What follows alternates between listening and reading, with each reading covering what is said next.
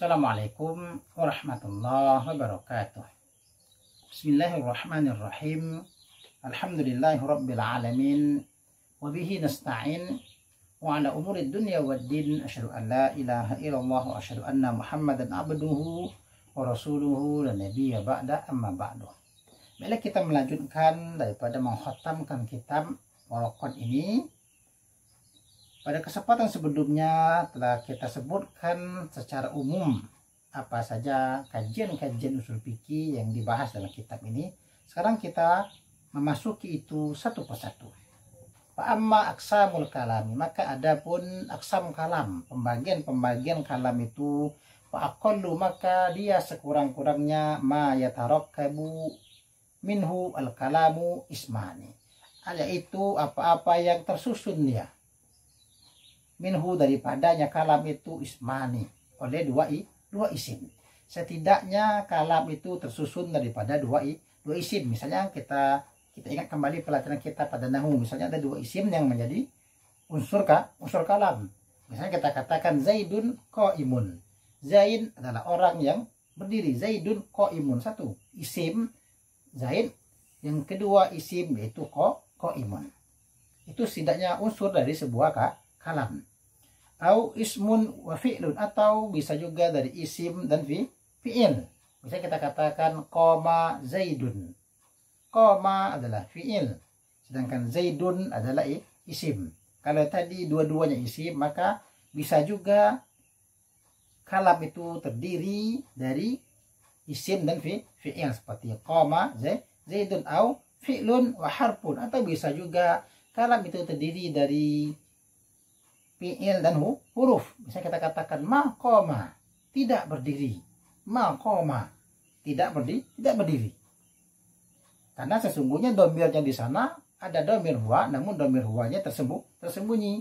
Sedangkan yang tampak hanya dua, yaitu ma dan qoma. Maka ada dikatakan tersusun dari dua. Au ismun wa harfun, atau bisa juga terdiri daripada isim dan huruf. Misalnya kita katakan ya Zaidu. Ya adalah satu huruf, Zaidu adalah kedua isim. Maka dikatakan dia terdiri dari isim dan huruf. Ya Zaidu, wahai Zaid. Karena ya adalah huruf untuk memanggil, dan Zaid adalah isim. Itulah setidaknya susunan-susunan kalam itu. Untuk pembahasan lebih lanjut, maka ini perlu dibahas dalam kajian nahwu ya. Wal kalamu yanqasimu ila amrin wa nahyin wa khabarin wa istikhbarin. Wal kalamu, dan kalam itu. Tadi kita membahas susunan kalam, maka kita lihat nanti kalam itu terbagi pula kepada amrin. Nanti ada kalam yang amar dia. Kalam yang ada makna perintah. Seperti kita katakan kum, berdirilah. Dia kalam, namun dia bermakna perintah. Atau bisa juga nanti wanahyin, ada juga kalam nanti, kalam itu bermakna nahi, larangan. La taqun, jangan duduk. Ini menunjukkan larangan. Itu juga pembagian kalam. Ada juga nanti wa khobarin, ada juga nanti kalam itu dia khobar. Dia memberikan mengandung berita, memberita. Seperti contoh ja'a Zaidun. Ja'a Zaidun adalah khobar, karena dia memberikan berita. Telah datang si Zaid. Si Zaid telah datang. Ini menunjukkan berita tentang kedatangan Zaid. Ada juga nanti wastikhbarin. Ada juga kalam itu dia istikhbar, yaitu menuntut berita. Atau juga yang kita kenal dengan sebutan istifham. Kita katakan misalnya hal qama Zaid. Apakah Zaid telah berdiri? Ini istikhbar, meminta berita. Kita katakan hal qama Zaid, maka beritanya adalah qama Zaid. Dijawab dengan berita, karena dia meminta berita tentang berdirinya Zaid, maka akan didatangkan berita tentang berdirinya Zaid atau tidak. Di samping itu wa yanqasimu aidan ila tamannin wa irdin wa qasamin. Dan kalam itu juga terbagi kepada tamannin. Adanya kalam tamanni, kalam yang mengandung makna pengharapan, walaupun tidak mungkin terwujud. Misalnya dikatakan laita syabab ya'udu yauman. Tidaklah, kalau saja laita syabab, kalau saja masa muda itu kembali, walaupun hanya Satu hari ini juga bagian daripada kalam. Namun kalam ini disebut kalam tamannin. Kalam tamannin atau kalam tamanni karena mengandung pengharapan. Yang pengharapan itu tidak mungkin terjadi. Laitas syabab, kalau saja masa muda itu ya'udu yauman, kembali satu hari. Tentu ini tidak mungkin ya. Wa irdin, dan begitu juga ini ada juga kalam itu kalam irdin. Apa dia? Tawaran. Ala tanzil indana. Apakah engkau tidak mau untuk turun bersama kami? Atau bahasa kitanya mungkin kita katakan, apakah engkau tidak mau mampir dulu ke rumah kami? Ada juga nanti kalam itu kalam kosamin, kalam sumpah. Misalnya dikatakan, wallahi la af'alanna kada. Demi Allah, saya benar-benar akan mengerjakan itu. Ini juga merupakan pembagian daripada kalam yang untuk lebih rinci. Mungkin kajian ini juga sudah pernah kita bahas dalam pembelajaran balaghah, di mana kita membahas tentang amar, kita membahas tentang nahi, kita membahas tentang khobar, tentang istimham, termasuk juga kita membahas tentang tamanni, irid dan qasam. Nah, lalu kemudian wa min wajhin akhara yanqasimu ila haqiqatin wa majazin.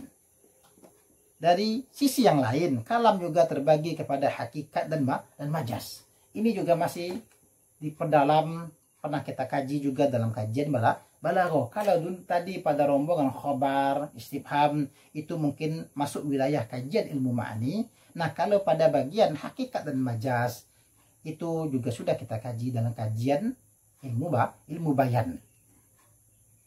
Fal haqiqatu ma baqiya fil isti'mali ala mawdu'ihi wa qila mastu'mila fi mastuliha alaihi minal mukhatabati. Yang pertama itu hakikat. Karena kalam dari sisi yang lain, dari sisi pembagian yang lain, dia ada hakikat, dia ada majaz. Hakikat itu apa? Hakikat itu ma baqiya fil isti'mali ala mawdu'ihi. Apa-apa yang kekal ya, tetap pada penggunaannya atas maudhu'nya, pada yang telah yang telah ditentukan. Atau bisa juga kila dikatakan mastu'mila fi mastuliha alaihi minal mukhatabati. Hakikat juga bisa diartikan apa-apa atau kalam yang digunakan pada apa-apa yang diistilahkan padanya. Daripada mukhatabah, daripada perbincangan. Jadi hakikat itu adalah tetapnya menggunakan kalam sesuai pada tempatnya. Artinya ketetapannya sudah ada, ditetap pada ketetapan yang telah ditentukan oleh lingkungan mukhatab. Ketika para mukhatab mengistilahkan kata itu dengan ini maknanya, ini menunjukkan ketika itu masih digunakan sesuai dengan istilah tersebut, maka itu adalah hakikat. Misalnya ketika kita katakan rumah, itu adalah sebuah bangunan tempat tinggal, dan itu sudah disepakati oleh para mukhatab dalam perbincangan. Maka ketika kita menggunakan kata rumah sesuai dengan makna itu adalah hakikat. Ini rumah, dengan menunjuk kepada sebuah bangunan yang telah disepakati kalau itu namanya rumah, maka itu adalah hakikat. Sedangkan majaz itu apa? Wal majazu ma tajawwaza an mawdu'ihi. Majaz itu apa? Ma tajawwaza, apa-apa atau kalam yang telah melampaui an mawdu'ihi, daripada maudhu'nya. Kalau disepakati rumah itu adalah sebuah bangunan, tapi kalau kata rumah dimaknakan dengan makna yang sudah bukan lagi pada makna diistilahi, maka bisa saja dia sudah menjadi majaz, karena dia sudah tidak digunakan lagi untuk itu. Sama halnya misalnya kita katakan asadun, singa. Kalau itu menunjuk kepada sebuah binatang buas, maka itu adalah hakikat, karena itu sudah disepakati dan itu sudah menjadi sebuah istilah bahwasanya binatang buas yang bentuknya begini-begini ini namanya singa. Namun kalau kita katakan singa tapi bukan lagi maknanya binatang buas, maka bisa dia adalah majaz. Kita katakan saya melihat singa di kebun binatang, itu adalah singa sungguhan. Namun ketika kita katakan bahwasanya saya melihat singa sedang berkhutbah di atas mimbar, tentu makna singa yang sedang berkhutbah itu bukan lagi singa sungguhan, itu singa yang sudah melampaui, sudah melewati makna aslinya. Ini dikatakan majaz. Wal haqiqatu imma lughawiyatun wa imma syar'iyyatun wa imma urfiyatun. Hakikat itu ada kalanya dia lughawi, hakikat secara bahasa. Artinya secara bahasa ya memang maknanya begitu. Misalnya kita katakan seperti kata singa tadi. Secara bahasa, secara hakikatnya, singa itu dinamakan bagi binatang buas yang kita kenal seperti yang sekarang itu. Itu adalah hakikat dari sisi bahasa. Artinya secara kebahasaan itu adalah si singa. Wa imma syar'iyyah, dan ada kalanya hakikat namun dia ada pada sisi syarak. Misalnya kata sholat. Di dalam syarak, sholat itu adalah ibadah khusus. Karena kalau sholat dalam hakikat bahasa maknanya doa. Doa apa saja bisa dikatakan sholat. Namun dalam hakikat syariat, dalam istilah syariat, sholat adalah ibadah tertentu. Begitu juga ada nanti wa imma urfiyatun, ada kalanya juga disebut dengan urfi. Hakikat namun pada sisi uruf, kebiasaan. Kata amil misalnya. Dalam ilmu nahu, amil itu adalah yang bisa menyebabkan terjadinya perubahan i'rab pada ma'mulnya. Dan itu sudah masyhur di kalangan ulama nahu. Ketika dikatakan amil, tentu orang akan berpikir begitu nanti. Apakah itu amil-amil yang mengejarkan, memansubkan, merofakkan, dan seterusnya seperti menjazamkan. Itu namanya amil dalam urufnya ulama nahu. Namun ketika kita bicara zakat, nanti juga ada kata-kata amil. Namun amil dalam uruf zakat tentu tidak sama dengan amil yang ada pada dalam dari sisi ilmu nahu.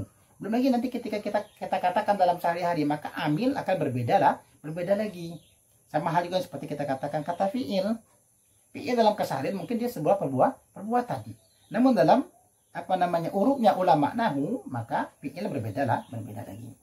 Begitu kira-kira tentang hakikat itu. Ada kalanya yang lughawi, ada kalanya syar'i, ada kalanya dia urfi.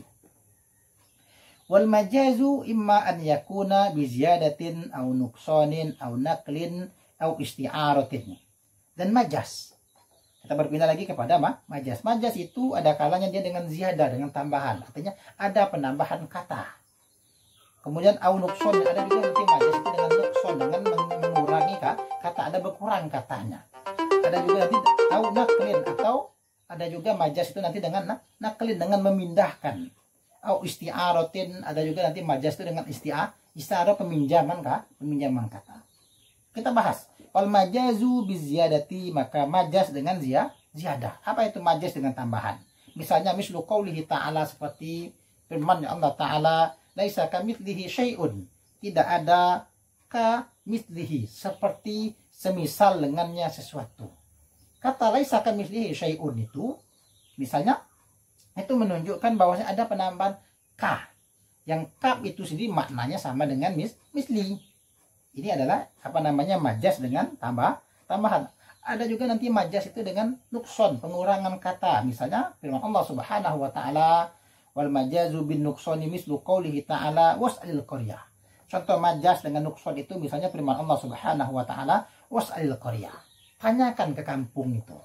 Bisakah kita bertanya kepada kampung? Tentu tidak bisa. Ini menunjukkan ada yang dikurangi di sana. Artinya was'al ahlal qaryah. Tanyakanlah kepada penduduk kampung. Kalau dapat tajo, tanyalah sama kampungnya. Nah itu ya. Kalau bahasa kita ya, tanya ke kampung itu maksudnya tanyakan kepada penduduk kampungnya. Ada juga nanti wal majazu bin nakli. Ada juga majaz itu dengan nakli, dengan memindahkan makna. Kal ghaiti fi ma yakhruju minal insani. Seperti kata ghaid itu berubah maknanya sehingga menjadi apa-apa yang keluar daripada manusia, seperti dari kotoran. Ghaid itu kemudian dimaknakan adalah makna kotoran. Kalau pada makna asalnya ghaid itu adalah tempat buang hajat. Tempat buang hajat itu namanya ghaid. Namun karena terjadinya kebiasaan orang masuk ke sana untuk membuang kotoran, sehingga akhirnya berpindahlah makna seharusnya dia adalah tempatnya itu, lalu berubah menjadi kotoran itu sendiri. Jadi ketika ada kotoran keluar dari manusia, itu disebut ghaid. Padahal makna asal ghaid itu sendiri adalah tempat buang hajat. Lalu berubah menjadi kotoran yang keluar dari tubuh manusia. Itu perubahan makna, permindahan makna. Karena terjadinya kebiasaan yang begitu sehingga akhirnya maknanya bergeser. Itu namanya majaz bin nakli. Majaz dengan pemindahan makna atau penggeseran makna ya. Kemudian wal majazu bil isti'arati. Berikutnya adalah majaz bil isti'arah. Majaz dengan peminjaman. Artinya meminjam kata yang sebenarnya bukan milik dia. Kaqoulihi ta'ala, sebagaimana firman Allah Ta'ala misalnya, jidaron yuridu an yanqadda. Dinding yang mau bahwa dia roboh. Kata yuridu itu sebenarnya tidak cocok untuk kata jidar. Dinding adalah benda mati, sedangkan kata yuridu itu menunjukkan benda hidup yang memiliki kemauan. Maka dinding tidak hidup, dinding tidak memiliki kemauan. Bagaimana mungkin dinding itu bisa digunakan kata yuridu, yang kata yuridu itu sebenarnya ditujukan kepada makhluk yang memiliki kehidupan, makhluk yang memiliki kemauan. Manusia bisa dikatakan yuridu, insan yuridu, manusia itu berkeinginan. Zaidun yuridu, Zaid mau. Tapi kalau dinding, bisakah dinding itu berkemauan? Tentu tidak bisa. Nah, dipinjamlah kata ini. Jadi dinding itu seakan-akan seperti orang yang ingin menjatuhkan dirinya. Maka dikatakan jidarun yuridu an yanqadda. Bahwasanya dinding itu ingin bahwasanya dia jatuh, ingin dia roboh. Nah, pembahasan ini bisa kita kaji lebih detail dalam kajian balaghah, khususnya dalam kajian ilmu bayan. Bila kita cukupkan dulu, insyaallah pada kesempatan berikutnya kita membahas tentang amar. Allah subhanahu wa ta'ala alam. Subhanakallahumma wa bihamdika asyhadu an la ilaha illa anta astaghfiruka wa atubu ilaik. Assalamualaikum warahmatullahi wabarakatuh.